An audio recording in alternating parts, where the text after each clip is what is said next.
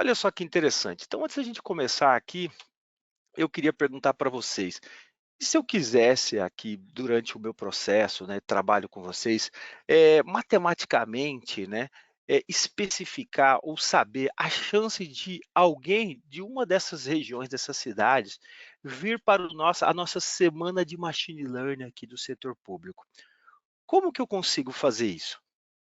Eu consigo fazer isso utilizando aprendizado de máquina. Eu posso criar um elemento muito interessante que é um modelo, para que esse modelo possa servir como base, para que eu construa uma ferramenta que me indique a probabilidade do Ian sair lá de BH, conectar no nosso link e chegar aqui para poder ver a nossa palestra.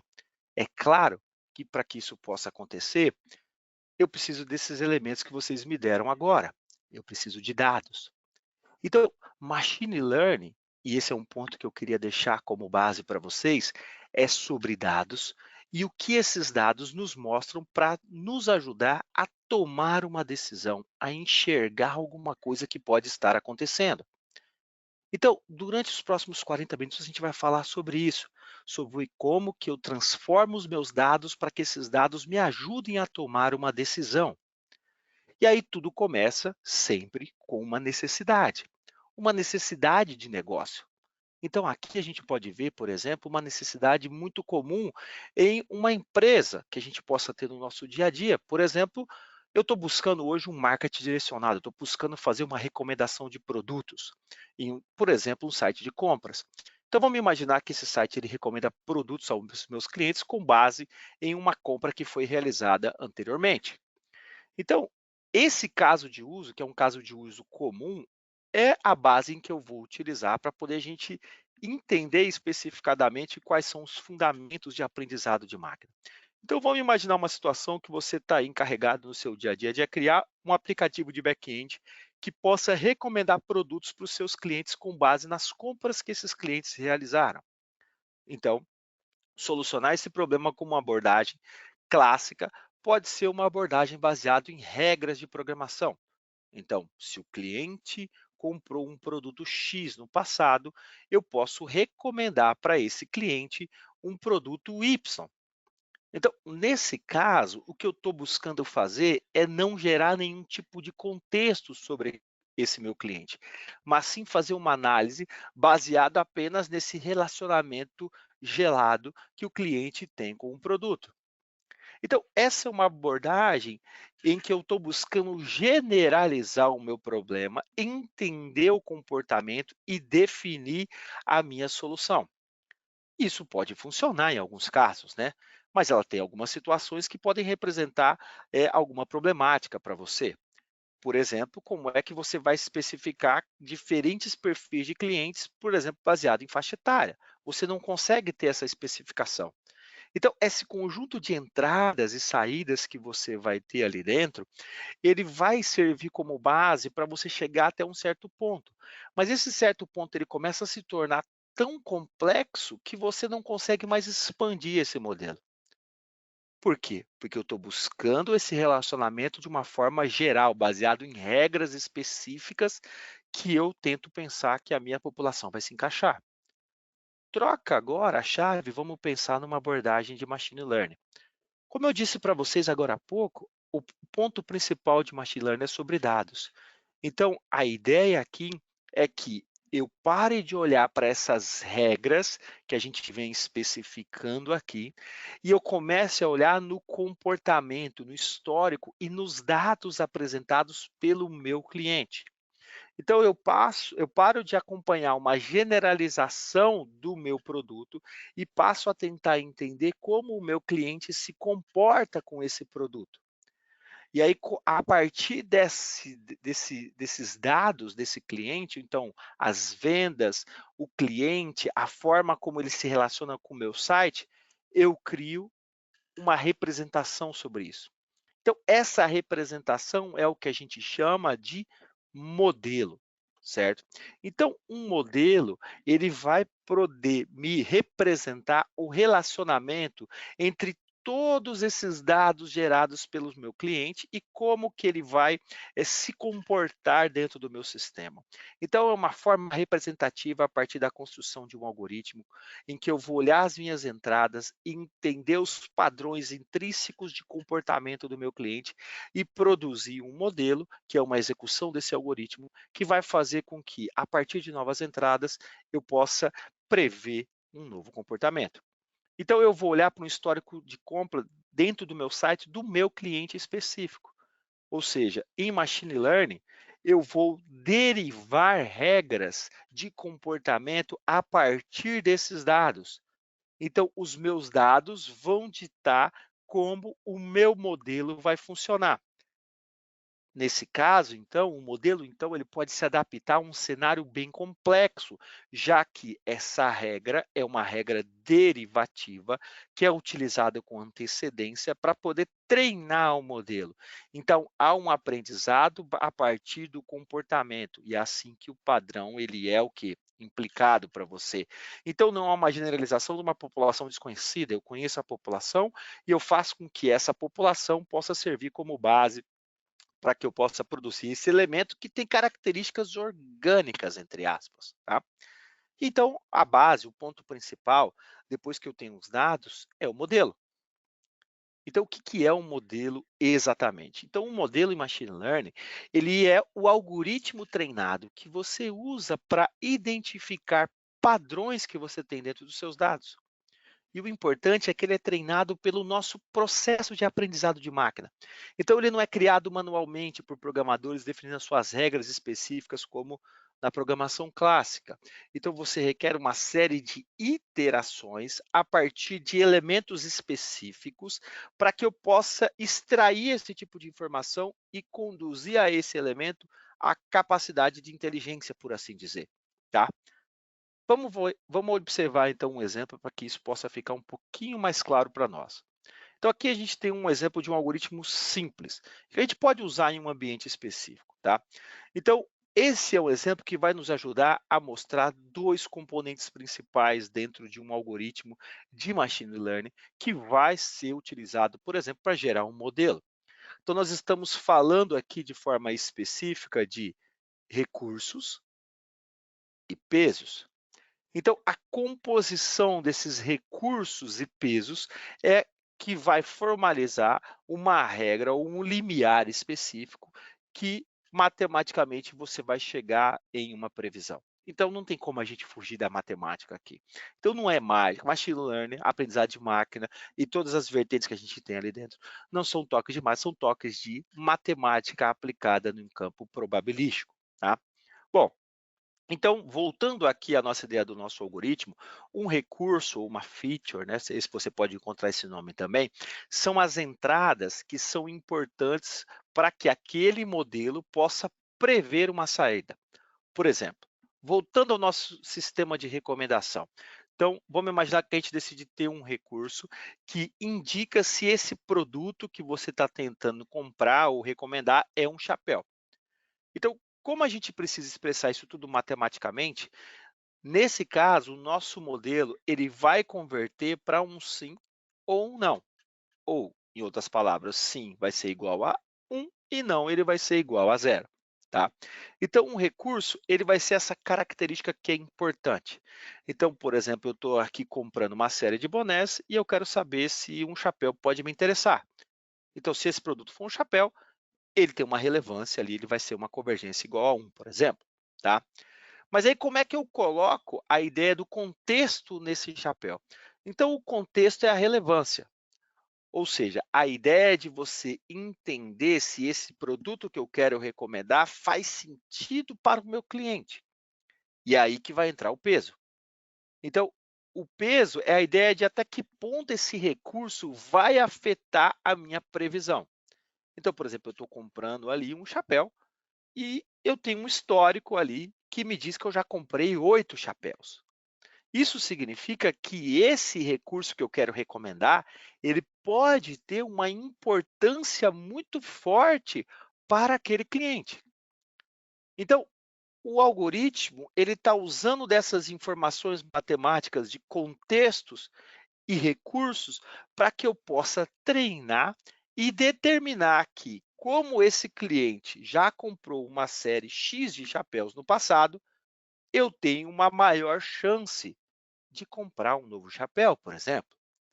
Mas é claro, né, que você não vai se basear apenas em uma combinação de recurso, que é o que a gente tem, e a relevância daquele recurso, mas sim em uma série de recursos. E aí você vai envolver marca, você vai envolver hora, você vai envolver cor, você vai envolver uma série de elementos que vão formular esse algoritmo, que no final esse algoritmo ele precisa o quê? Convergir, certo? Ou seja, eu vou ter uma somatória específica de vários recursos em determinados contextos, ou seja, recursos ou features e pesos, para que a partir dessa somatória eu chegue em um valor, e esse valor é um valor em que eu vou chegar a uma recomendação ou não. Então eu estou, mais uma vez, não baseado em regras específicas generalistas que eu gero, mas sim no meu comportamento enquanto cliente, do histórico do que eu tive até aquele momento. E esse comportamento, esse histórico, eu reproduzo ele através de uma formulação matemática, e esse é um exemplo de uma formulação, a gente tem vários exemplos de formulações, para que isso me indique que eu tenho uma probabilidade de aceitar esse produto que você está tentando me recomendar. Então, isso é personalizado, e aí é aí que vem aquela característica orgânica do meu modelo que eu disse anteriormente. Nesse caso aqui, se eu tiver um número maior do que 1, eu posso indicar que sim, né, eu recomendo esse produto, essa é a minha regra, é o meu limiar para esse meu algoritmo muito simples, tá? Legal? Tudo bem até aqui, pessoal? Vão mandando aqui as nossas perguntas, as dúvidas que vocês tenham aqui na aba Questions que o pessoal pode ajudar vocês. Tudo bem? Mas quais são os outros tipos de algoritmos de formulação, os tipos de problema que você vai encontrar ali durante o processo de trabalho, de estudo de machine learning, tá? Então eu posso ter uma série de categorias de algoritmos que eu posso utilizar no meu dia a dia para resolver as diversas situações. Em geral, eles são divididos nessas três grandes categorias. Então eu tenho algoritmo de aprendizado supervisionado, eu tenho o algoritmo de aprendizado não supervisionado e de aprendizado por reforço, tá? Então, em linhas gerais, aprendizado supervisionado significa que eu tenho um modelo que vai ser produzido usando entradas e saídas que eu já conheço, e a partir disso eu gero saídas futuras. Ou, em outras palavras, eu aprendo, ou o meu algoritmo aprende, baseado em exemplos de como aquela entrada gerou a saída. Por isso que o nome é supervisionado. Eu tenho o papel do supervisor, do gabarito, de um tutor que vai me ajudar a realizar essa ação. No segundo ponto, eu tenho um aprendizado não supervisionado. Então, eu não conheço entrada, eu não conheço saída. Eu preciso fazer o quê? Entender padrões ocultos nos meus dados, sem uma ajuda desse tutor, desse gabarito ali dentro. Perdão. Porque em algumas situações, tudo que a gente tem são os dados. E aí, a partir disso, eu preciso entender os padrões intrínsecos dentro dos meus dados para que eu possa produzir algum tipo de informação valiosa. E o terceiro ponto é a ideia de você ter um algoritmo de machine learning que é baseado em aprendizado por reforço. Aqui eu tenho um modelo que vai interagir com o meu ambiente e tentar maximizar uma recompensa. Ou seja, em outras palavras, eu estou tentando, né, baseado em tentativa e erro, dentro de um contexto específico, maximizar ou minimizar alguma recompensa. Então, eu vou ter uma ação, essa ação, desculpa, ela vai me gerar uma recompensa e eu vou buscar chegar num endpoint que vai me dar o maior valor dessa recompensa ou o menor valor, dependendo do meu contexto. Isso é um caso muito comum, por exemplo, em que você trabalha com elementos ou veículos autônomos. É um exemplo muito clássico de aprendizado por reforço. E a gente não pode esquecer também de uma outra subcategoria que a gente tem aqui, que é o aprendizado profundo, né? Que é um dos temas que a gente vai discutir bastante hoje e amanhã, já que a gente vai falar aqui sobre AI generativa. Mas a gente vai falar mais sobre isso daqui a pouco. Vamos começar falando um pouquinho sobre o que é aprendizado supervisionado. Então, esse é um tipo muito popular de aprendizado de máquina, porque ele é amplamente aplicável. Então, como eu disse, ele se chama supervisionado, aprendizado supervisionado, porque há necessidade de um tutor, de um supervisor, que te ajuda a mostrar as respostas certas. Isso é uma analogia para dizer como o algoritmo aprende. Então, por exemplo, vamos pensar aqui que você quer criar um modelo de identificação de carros em uma imagem. Então, em um algoritmo de aprendizado supervisionado, o que vai acontecer é você receber um conjunto de entradas, igual esses que a gente tem aqui, em que essas entradas possuem uma série de imagens com carros em diferentes ângulos, com diferentes tipos de carros, mas todos são carro. Então, o seu modelo, ele vai tentar olhar para esse gabarito, que são essas imagens com carros, vai olhar para essas características, como essas rodas, esse espelho. Aqui eu tenho uma outra visão, um outro posicionamento nesse carro vermelho aqui dentro, mas tem as rodas, tem o espelho de novo. Aqui eu estou olhando mais de frente, então eu posso ter um farol. E todas essas características são os recursos que você vai ter para poder você colocar naquela sua formulação matemática, ou qualquer que seja a sua formulação matemática. Então, a existência desses elementos vai fazer com que isso caracterize um carro. Então, o modelo ele vai gerar, né, a partir desse gabarito, né, o algoritmo, perdão, vai gerar um modelo que identifica um carro. Então, eu vou fazer o quê? Eu vou pegar e vou submeter para ele uma entrada que ele não conhece, que ele nunca viu, um carro diferente, e eu espero que esse modelo, depois de ele ter feito um processo interativo, ele possa me dar uma previsão que isso aqui é um carro, tá? Então, esse é o processo de treinamento de aprendizado supervisionado, em que eu tenho o dado rotulado, esse é o termo que a gente usa, ou seja, o dado que já está identificado, que já tem um gabarito, para que eu produza um modelo que seja capaz de, com dados novos, identificar também esse elemento que eu quero, que é o meu carro, tá?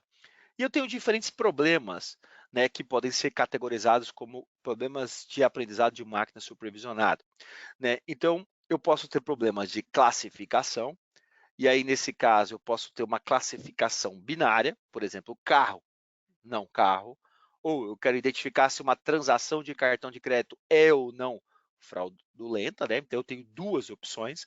Então, a sua resposta ela vai ser baseada em duas opções, tá? Então, eu estou classificando uma observação em uma de duas categorias, mas às vezes isso pode não ser o suficiente. Então eu vou para um problema de classificação que pode ser de múltiplas classes, tá? Então nesse tipo de problema eu tenho três ou mais categorias, se não era binária, né? Então aqui, por exemplo, você pode imaginar uma situação em que você tem um problema de machine learning em que o cliente ligou para sua loja e ele está tentando entender ali, por exemplo, qual que é o departamento correto que ele vai precisar ser atendido. E aí você tem múltiplos departamentos, né? Então você pode criar um problema de automação em que você, um modelo de automação em que você quer buscar reduzir a quantidade de números que ele vai ter que apertar, por exemplo, ou que ela vai ter que apertar para poder chegar no atendimento correto. Isso é um problema de classificação multiclasse, né?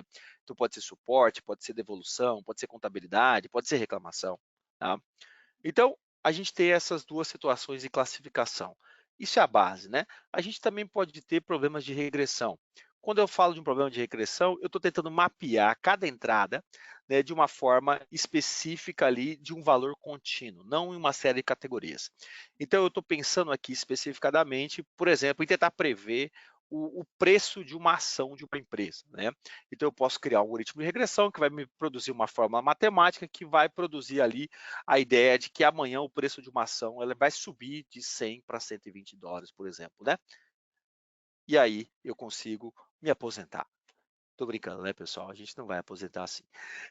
Mas essa é a ideia de aprendizado de máquina, né?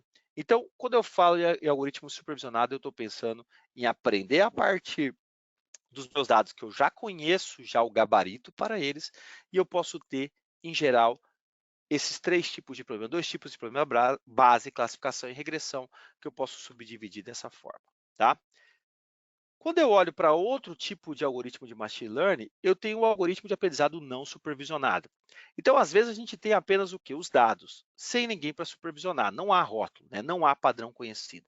E aí, nesse caso, a máquina ela deve descobrir e criar o seu rótulo de uma forma sozinha, né? Ou seja, nesse caso, a máquina ela deve olhar para os meus dados e aí, a partir desses dados, ela tentar entender as características intrínsecas desses dados. Por exemplo, igual a gente está vendo aqui, eu tenho um conjunto de dados originais, e aí eu posso tentar agrupar esses dados aqui em diferentes conjuntos, baseado nesses recursos ou nessas features que são semelhantes.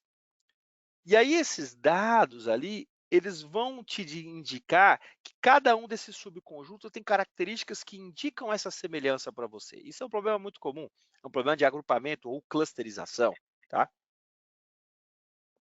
Outro problema muito comum é a ideia de você, por exemplo, detectar uma anomalia, né?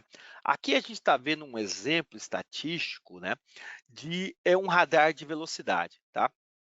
Com o aprendizado supervisionado, eu consigo ter algoritmos que vão tentar identificar, por exemplo, não só agrupamento, mas discrepância que você pode ter dentro do seu conjunto de dados, como, por exemplo, pessoas que estão dirigindo em alta velocidade durante o seu dia. Se você olhar para um radar, isso vai acontecer, e é isso que vai indicar que essa pessoa pode ou não levar uma multa, por exemplo, tá? Agora, eu consigo também, né, identificar aqui, a partir dessa detecção de anomalia, não só alguém que está fora daquele limite esperado, perdão, mas também algo que pode indicar alguma falha específica dentro do meu radar. Então, além do contexto de quem passou do limite que era esperado, eu posso identificar quando um comportamento daquela máquina ela foi diferente daquilo que eu esperava naquele meu elemento. Por exemplo, né, num gráfico que vai até 400 quilômetros por hora, eu tenho aqui vários registros aqui em uma determinada hora do dia e de carros que estão se aproximando disso aqui. A não ser que a Fórmula 1 tenha passado a trabalhar dentro de uma pista, vai ser muito difícil isso aqui acontecer. Então, isso aqui pode ser um indicador de que não somente alguém está dirigindo acima do limite, mas sim que o seu equipamento naquele momento pode ter acontecido alguma falha. E aí você tem que saber por quê. Pode ser uma interferência do clima, pode ser uma interferência de algum passarinho, de algum elemento externo, enfim. Esse é o ponto que você vai identificar e investigar, tá? Bom, e aí por fim, mas não menos importante, a gente tem um aprendizado sobre reforço, né? O por reforço. A ideia do aprendizado por reforço é você aprender por tentativa e erro através da maximização de uma recompensa ou uma penalidade, tá? Então, o ponto-chave aqui é que você quer obter aqui um resultado específico que você já sabe, mas você não sabe como que você vai chegar lá. Por exemplo, no caso do AWS Deep Racer, que é o nosso programa aqui de veículos autônomos que vão tentar competir aqui em uma pista de corrida. Então você sabe que você produz um veículo, esse veículo ele tem que percorrer toda essa pista aqui, ó. Mas você não sabe qual que é o caminho. Pode ser uma pista assim, eu posso mudar essa ação, eu posso ter uma pista diferente. Para essa aqui eu estou vendo, né? Mas vai que eu vou para uma competição e essa competição tem uma pista diferente. Então, a ideia do aprendizado por reforço é eu olhar e saber que esse veículo tem que realizar uma ação, por exemplo, vir para frente, vir para o lado, ir para trás. E essa ação, ela tem que ser uma ação que ela vai me gerar uma recompensa. O que, que significa a recompensa? A minha recompensa ela é positiva quando o meu veículo ele está na pista e ela é negativa quando ele está fora da pista. Então, o que eu estou buscando é eu ter esse agente, que é o meu veículo, esse agente ele vai realizar uma ação, essa ação, caminhar por aquela pista, a pista é o meu ambiente, e a partir do momento em que eu altero o meu estado, ou seja, eu vou para frente, vou para a esquerda, vou para a direita, eu tenho uma recompensa. Essa recompensa ela pode ser positiva ou negativa. E aí, nesse meu ponto de aprendizado por reforço, eu estou buscando maximizar a minha recompensa, tá? Então, são tipos de algoritmo que me ajudam nesse processo de maximização da recompensa. Eu sei o que eu quero, mas eu não sei o meu caminho. Então, eu vou fazer uma série de tentativas e erros até que eu encontre aquilo que é o ideal para mim, tá? E aí nós temos também aprendizado profundo, o Deep Learning. Então, de forma geral, Deep Learning é a ideia de você trabalhar com o algoritmo de uma forma em que você tem uma quantidade massiva de dados. E para isso você usa algo que a gente chama de uma rede neural artificial. Então, a ideia de Deep Learning existe, né, em teoria há décadas, mas a base, o hardware necessário para executar esse problema, ele não era acessível até algum tempo atrás. Mas agora, com a evolução, principalmente com a utilização de GPU, você consegue resolver problemas muito complexos, tá? Então, eu estou buscando aqui especificadamente trabalhar de uma forma em que eu tenha um aprendizado que seja orgânico dentro do meu recurso. Então, eu estou buscando simular o aprendizado baseado em um neurônio, né, que a gente tem no nosso cérebro, só construindo um neurônio artificial. Ou, em outras palavras, se eu tenho como base, né, como exemplo, um jogo de xadrez, né, a inteligência artificial ela vai pensar em um problema de uma máquina que vai conseguir jogar xadrez baseado em algumas direções que eu dou. Aprendizado de máquina ou machine learning, eu vou ter que jogar xadrez com um computador várias vezes para que eu possa aprender como que ele está jogando a partir desse comportamento.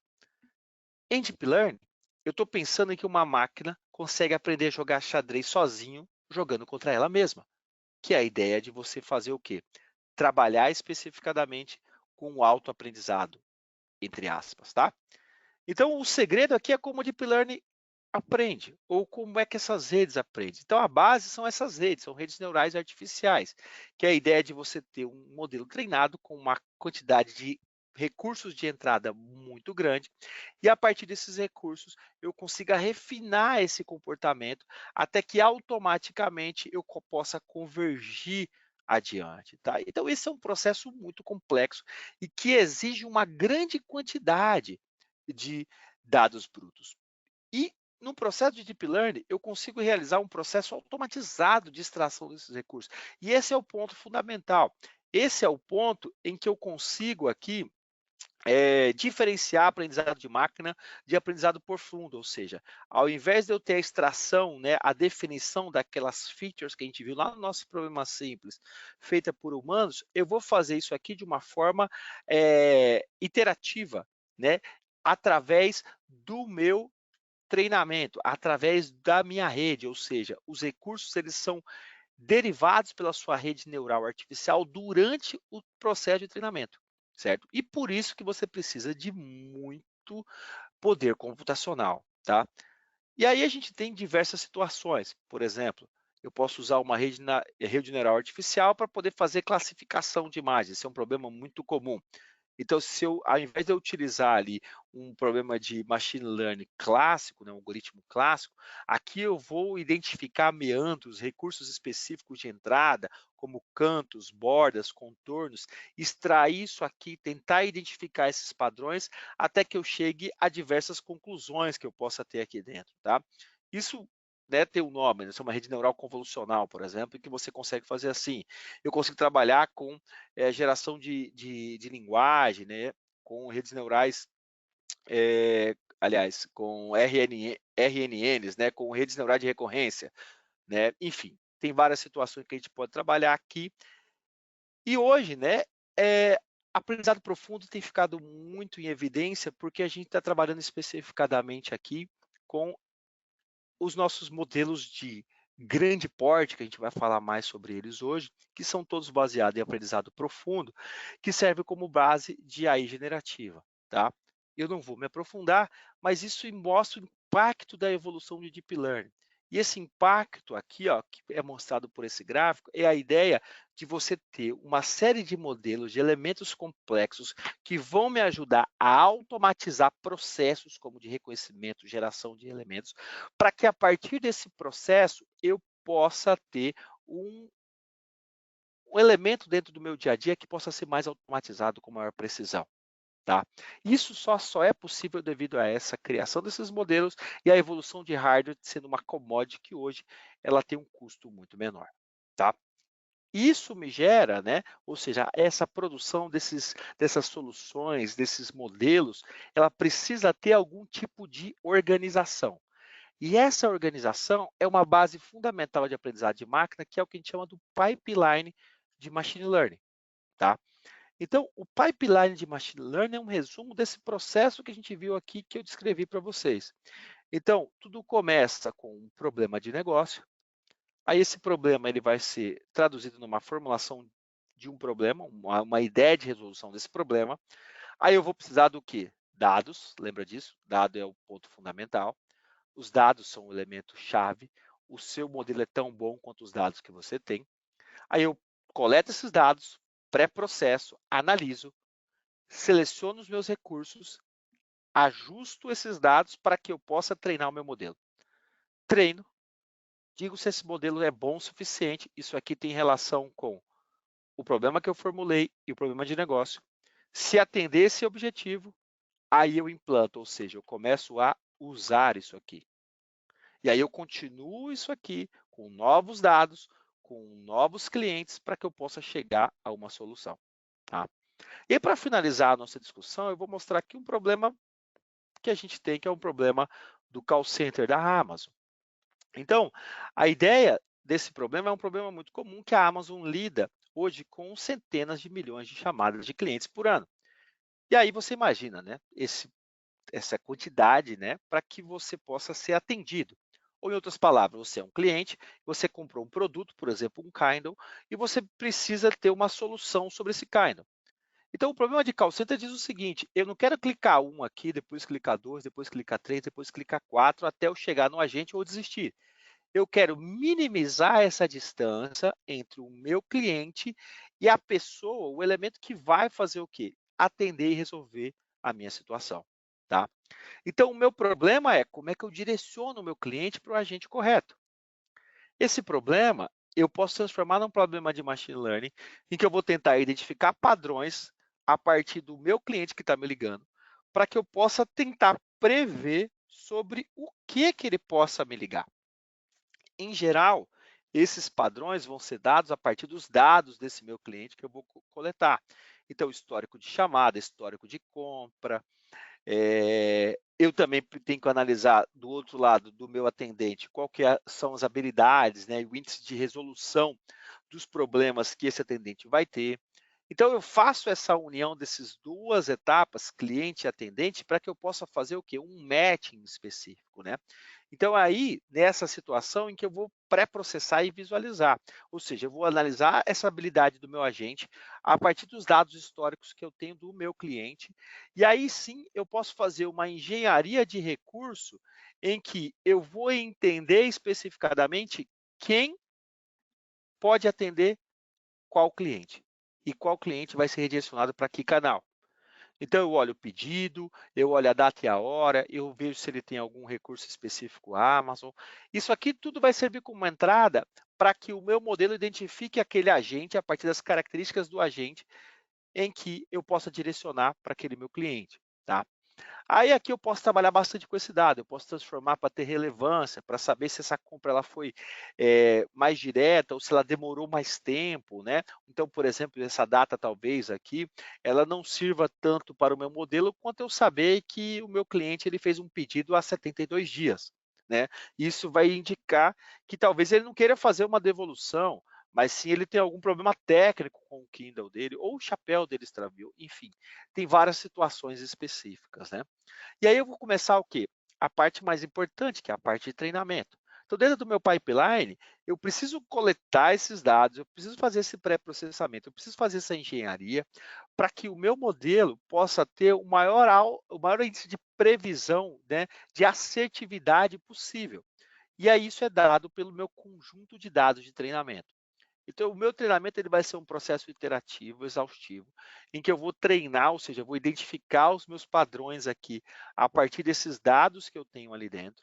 Aí, esses padrões depois, eu vou pegar um outro conjunto de dados diferente para poder tentar validar o meu modelo, e aquilo que eu representei matematicamente aqui, ele vai ser ainda representado por esse conjunto de dados novos. Depois que eu refino ainda mais esse modelo, eu utilizo um outro conjunto de dados, que é o conjunto de dados de teste, para que eu possa simular o que eu encontraria em produção.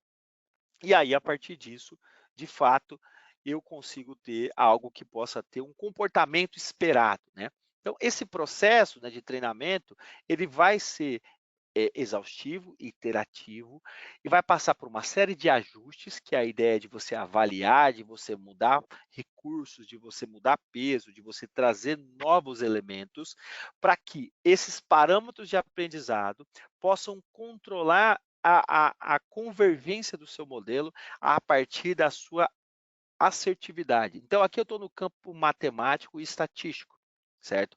Isso é definido pelo ajuste de hiperparâmetros, né? Que são elementos que definem os nossos elementos ali dentro, tá? E aí eu digo se esse modelo, em resumo, binariamente é bom ou não, se ele resolve, né, o meu problema de negócio. Ou se, a partir de um erro específico, ele diminui a chance, né, do meu cliente ficar o quê? Indo de nó em nó. Ou seja, ao invés de ele pegar esse caminho mais longo, baseado em vários outros números, ele chega aqui. Mas isso nunca vai ser 100%. Pelo contrário, isso aqui ele vai ter uma probabilidade de acontecer. Por quê? Porque aqui a gente está no campo probabilístico. Então, o meu objetivo é ter um modelo que resolve, né, responde aquelas questões a maioria das vezes. E você vai definir o qual é essa medida de maioria, porque realmente ela é probabilística, ela não é determinística nesse ponto, tá? E aí com isso a gente consegue ter um pipeline de machine learning, essa é a base, de, né, pode ser feito de diferentes formas, com diferentes etapas aqui dentro, mas esse é o fundamento, a base para as discussões que vocês vão ter hoje e amanhã durante o dia, das soluções específicas que vocês vão ter aqui. Todo mundo passou por um processo igual a esse, ok?